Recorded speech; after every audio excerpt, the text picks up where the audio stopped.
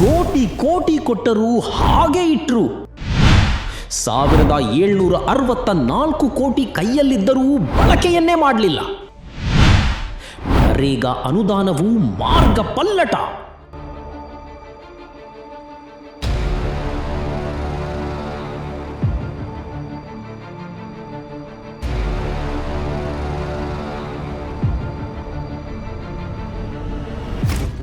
ಹದಿನೈದನೇ ಹಣಕಾಸು ಆಯೋಗದ ಶಿಫಾರಸ್ಸಿನಂತೆ ಕೇಂದ್ರ ಸರ್ಕಾರವು ನಮ್ಮ ರಾಜ್ಯಕ್ಕೆ ಅನುದಾನ ಕೊಡ್ತಿಲ್ಲ ಅಂತ ಪ್ರಿಯಾಂಕ್ ಖರ್ಗೆ ಸೇರಿದಂತೆ ಹಲವರು ಕೇಂದ್ರ ಸರ್ಕಾರದತ್ತಲೇ ಬೊಟ್ಟು ಮಾಡಿ ತೋರಿಸ್ತಾ ಇದ್ರು.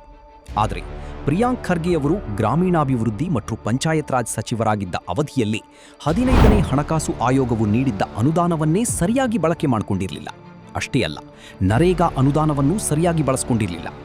2023-2024ನೇ ಸಾಲಿಗೆ ಸಂಬಂಧಿಸಿದಂತೆ 1764 ಕೋಟಿ ರೂಪಾಯಿ 83 ಲಕ್ಷ ರೂಪಾಯಿಯನ್ನು ಖರ್ಚು ಮಾಡೇ ಇರಲಿಲ್ಲ. ಹೀಗಂತ ಕರ್ನಾಟಕ ರಾಜ್ಯ ಲೆಕ್ಕ ಪರಿಶೋಧನೆ ಲೆಕ್ಕಪತ್ರ ಇಲಾಖೆಯೇ ಸರ್ಕಾರಕ್ಕೆ ವರದಿ ಕೊಟ್ಟಿದೆ. 2023-24ನೇ ಆರ್ಥಿಕ ಸಾಲಿಗೆ ಸಂಬಂಧಿಸಿದಂತೆ 2024ರ ಮಾರ್ಚ್ ಅಂತ್ಯಕ್ಕೆ ಕ್ರೋಢೀಕೃತ ವಾರ್ಷಿಕ ಲೆಕ್ಕ ಪರಿಶೋಧನೆಯು ನರೇಗಾ 15ನೇ ಹಣಕಾಸು ಆಯೋಗದ ಅನುದಾನವನ್ನು ಸರಿಯಾಗಿ ಬಳಕೆ ಮಾಡದೇ ಇರೋದು ಮತ್ತು ಇದೇ ಅನುದಾನವನ್ನು ಮಾರ್ಗಪಲ್ಲಟ ಮಾಡಿರೋ ಹಲವು ಪ್ರಕರಣಗಳನ್ನು ಪತ್ತೆಹಚ್ಚಿದೆ. ಕರ್ನಾಟಕ ರಾಜ್ಯ ಲೆಕ್ಕಪತ್ರ ಮತ್ತು ಲೆಕ್ಕ ಪರಿಶೋಧನೆ ಇಲಾಖೆಯು ಸಲ್ಲಿಸಿರುವ ಲೆಕ್ಕ ಪರಿಶೋಧನಾ ವರದಿಯು ಈ ಫೈಲ್ಗೆ ಲಭ್ಯವಾಗಿದೆ.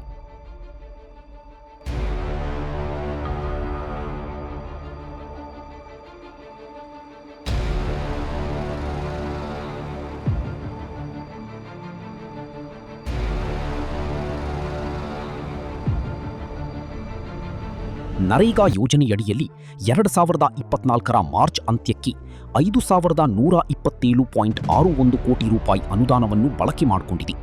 ಆದರೆ ಈ ಯೋಜನೆಯ ಸೌಲಭ್ಯಗಳು ಫಲಾನುಭವಿಗಳಿಗೆ ಸರಿಯಾಗಿ ತಲುಪಿಲ್ಲ ಮತ್ತು ಮಾರ್ಗಸೂಚಿಗಳ ಅನ್ವಯ 60-40ರ ಅನುಪಾತದಲ್ಲಿ ಕೂಲಿ ಮತ್ತು ಸಾಮಗ್ರಿಗಳಿಗೆ ಅನುದಾನ ವೆಚ್ಚ ಮಾಡಿಲ್ಲ.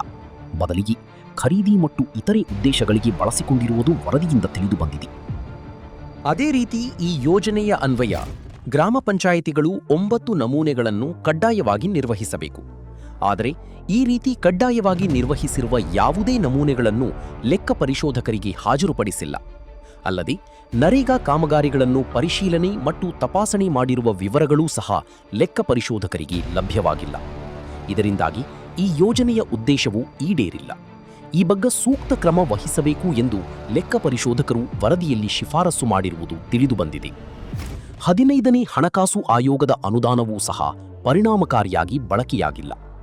ರಾಜ್ಯದ ಗ್ರಾಮ ಪಂಚಾಯಿತಿಗಳ ವಿವಿಧ ಅಭಿವೃದ್ಧಿ ಕಾರ್ಯಗಳಿಗೆ ಕೇಂದ್ರ ಸರ್ಕಾರವು 15ನೇ ಹಣಕಾಸು ಆಯೋಗದ ಶಿಫಾರಸುಗಳ ಪ್ರಕಾರ ಹಲವು ಯೋಜನೆಗಳನ್ನು ಜಾರಿಗೆ ತಂದಿವೆ. ಈ 15ನೇ ಹಣಕಾಸು ಆಯೋಗದ ಅನುದಾನದಲ್ಲಿ 90% ಅನುದಾನವನ್ನು ಮೂಲಭೂತ ಅನುದಾನವಾಗಿದೆ. ಈ ಅನುದಾನವನ್ನು ಆಸ್ತಿ ಸೃಜನೆ ಕಾಮಗಾರಿಗೆ ಮೀಸಲಿಡಬೇಕು. ಅಲ್ಲದೆ 10% ಅನುದಾನವನ್ನು ಕಾರ್ಯಾಚರಣೆ ಮತ್ತು ನಿರ್ವಹಣೆ ಕಾಮಗಾರಿಗೆ ಉಪಯೋಗಿಸಬೇಕು. 25% ಅನುದಾನವನ್ನು ಪರಿಶಿಷ್ಟ ಜಾತಿ ಮತ್ತು ಪರಿಶಿಷ್ಟ ಪಂಗಡಗಳ ಕಾಮಗಾರಿಗಳಿಗೆ ಹಾಗೂ 5% ಅನುದಾನವನ್ನು ವಿಕಲಚೇತನ ಕಲ್ಯಾಣಕ್ಕಾಗಿ ಮೀಸಲಿಡಬೇಕು. ವಿಕಲಚೇತನ ಕಲ್ಯಾಣಕ್ಕಾಗಿ ಮೀಸಲಿಸಿರುವ 5% ಅನುದಾನವು ಪರಿಣಾಮಕಾರಿಯಾಗಿ ಬಳಕೆಯಾಗಿಲ್ಲ. ಅಲ್ಲದೆ ಈ ಯೋಜನೆಯಡಿ 2024ರ ಮಾರ್ಚ್ ಅಂತ್ಯಕ್ಕೆ 1764.83 ಕೋಟಿ ರು ಬಳಕೆಯಾಗದೆ ಉಳಿದಿತ್ತು. ಹಾಗೆಯೇ ಯೋಜನಾ ಮಾರ್ಗಸೂಚಿಗಳ ಉಲ್ಲಂಘನೆ ಮತ್ತು ಅನುದಾನಗಳ ಮಾರ್ಗಪಲ್ಲಟ ಮಾಡಿತ್ತು. ಇದರ ಮೊತ್ತವೇ 4,25 ಲಕ್ಷ ರೂಪಾಯಿನಷ್ಟಿತ್ತು. ಕರ್ನಾಟಕ ಆರ್ಥಿಕ ಸಂಹಿತೆ 1958ರ ನಿಯಮ ಅನುಚ್ಛೇದ 161(b)(5) ಪ್ರಕಾರ ಯಾವುದೇ ನಿರ್ದಿಷ್ಟ ಯೋಜನೆಗೆ ಬಿಡುಗಡೆ ಮಾಡಿದ್ದ ಅನುದಾನವನ್ನು ಬೇರೆ ಉದ್ದೇಶಗಳಿಗೆ ಉಪಯೋಗ ಮಾಡಲಿಕ್ಕೆ, ಮಾರ್ಗಪಲ್ಲಟ ಮಾಡಲಿಕ್ಕೆ ಅವಕಾಶವೇ ಇಲ್ಲ. ಹಾಗೆಯೇ ವಿವಿಧ ಯೋಜನೆಗಳನ್ನು ಅನುಷ್ಠಾನಗೊಳಿಸುವ ಮೊದಲು ಯೋಜನಾ ಮಾರ್ಗಸೂಚಿಗಳ ಪ್ರಕಾರವೇ ಕ್ರಿಯಾ ಯೋಜನೆ ತಯಾರಿಸಬೇಕು. ಸಕ್ಷಮ ಪ್ರಾಧಿಕಾರದ ಅನುಮೋದನೆ ಪಡೆದೆಯೇ ಯೋಜನೆಯನ್ನು ಕಾರ್ಯಗತಗೊಳಿಸಬೇಕು. ಆದರೆ ಈ ನಿಯಮಗಳನ್ನು ಹಲವು ಗ್ರಾಮ ಪಂಚಾಯಿತಿಗಳು ಕಡೆಗಣಿಸಿವೆ. ಅಲ್ಲದೆ ಆಯಾ ಯೋಜನೆಗಳಡಿ ಬಿಡುಗಡೆ ಮಾಡಿದ್ದ ಅನುದಾನಗಳನ್ನು ಆಯಾ ಮಾರ್ಗಸೂಚಿಗಳಲ್ಲಿ ತಿಳಿಸಿರುವ ಕಾರ್ಯಕ್ರಮಗಳಿಗೆ ವಿನಿಯೋಗಿಸಿಲ್ಲ. ಬೇರೆ ಬೇರೆ ಕಾರ್ಯಕ್ರಮ ಯೋಜನೆಗಳಿಗೆ ಮಾರ್ಗಪಲ್ಲಟ ಮಾಡಿರುವುದು ಲೆಕ್ಕ ಪರಿಶೋಧನಾ ವರದಿಯಿಂದ ಗೊತ್ತಾಗಿದೆ.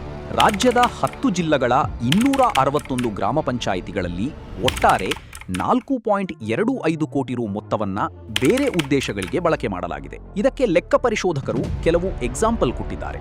ಕಲಬುರಗಿ ಜಿಲ್ಲೆಯ ಕಾಳಗಿ ತಾಲೂಕಿನ ಹಲಚೇರ ಗ್ರಾಮ ಪಂಚಾಯಿತಿಯಲ್ಲಿ 15ನೇ ಹಣಕಾಸು ಆಯೋಗದ ಅನುದಾನವನ್ನ ಬೇರೆ ಉದ್ದೇಶಕ್ಕೆ ಡೈವರ್ಟ್ ಮಾಡಿದೆ.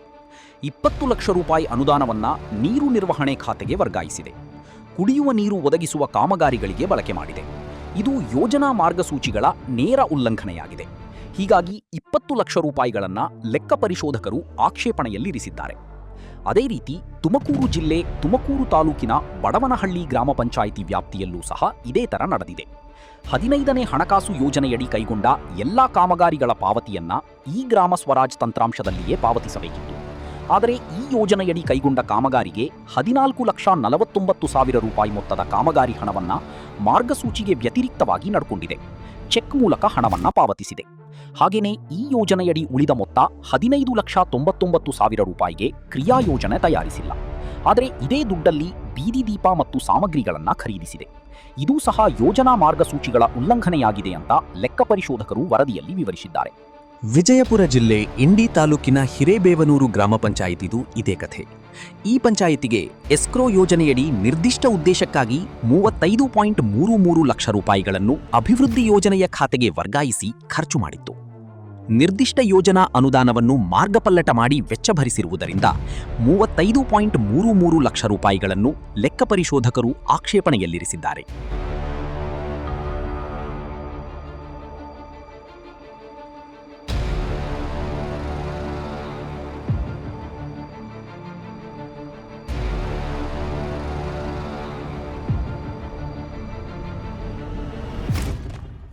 ಇವತ್ತು ನಾನು ನಿಮ್ಮಲ್ಲಿ ಒಂದು ಮನವಿ ಮಾಡ್ತಾ ಇದ್ದೀನಿ. ದಿ ಫೈಲ್ ಕಳೆದ 3 ವರ್ಷಗಳಿಂದ ಯಾರ ಮುಲಾಜಿಗೂ ಒಳಗಾಗದೆ ನಿಷ್ಪಕ್ಷಪಾತವಾಗಿ ತನಿಖಾ ವರದಿಗಳನ್ನ ನಿಮ್ಮ ಮುಂದೆ ಇಡ್ತಾ ಇದೆ. ಕೋವಿಡ್ ಹಗರಣ ಆಗಿರಬಹುದು, ಶಿಕ್ಷಕರ ನೇಮಕಾತಿಯಲ್ಲಿನ ಅಕ್ರಮವಾಗಿರ್ಬೋದು, ಸರ್ಕಾರದ ಹಲವಾರು ಭ್ರಷ್ಟಾಚಾರಗಳನ್ನ ದಾಖಲೆ ಸಮೇತ ಬಯಲು ಮಾಡ್ತಾ ಇದೆ. ನಮ್ಮ ಈ ವರದಿಗಳನ್ನ ಆಧರಿಸಿ ತನಿಖಾ ಆಯೋಗಗಳು ರಚನೆ ಆಗಿದೆ. ನಮ್ಮ ಸಂಸ್ಥೆ ಹೀಗೆ ನಿರಂತರವಾಗಿ ನಿರ್ಭೀತಿಯಿಂದ ಸ್ವತಂತ್ರವಾಗಿ ಮುಂದುವರಿಯೋದಕ್ಕೆ ನಿಮ್ಮ ಸಹಾಯ ಅತ್ಯಗತ್ಯ. ಹಾಗಾಗಿ ನನ್ನ ಮನವಿ, ಡಿಸ್ಕ್ರಿಪ್ಷನ್ ಬಾಕ್ಸ್ ನಲ್ಲಿರುವಂತಹ ಲಿಂಕ್ ಬಳಸಿ ಅಥವಾ ಈ ವಿಡಿಯೋದಲ್ಲಿ QR ಕೋಡ್ನ ಸ್ಕ್ಯಾನ್ ಮಾಡಿ ನಿಮ್ಮ ಕೈಲಾದಷ್ಟು ಹಣ ಡೊನೇಟ್ ಮಾಡಿ. ಈ ಮೂಲಕ ಸ್ವತಂತ್ರ ಪತ್ರಿಕೋದ್ಯಮವನ್ನ ಬೆಂಬಲಿಸಿ. ನಮಸ್ಕಾರ.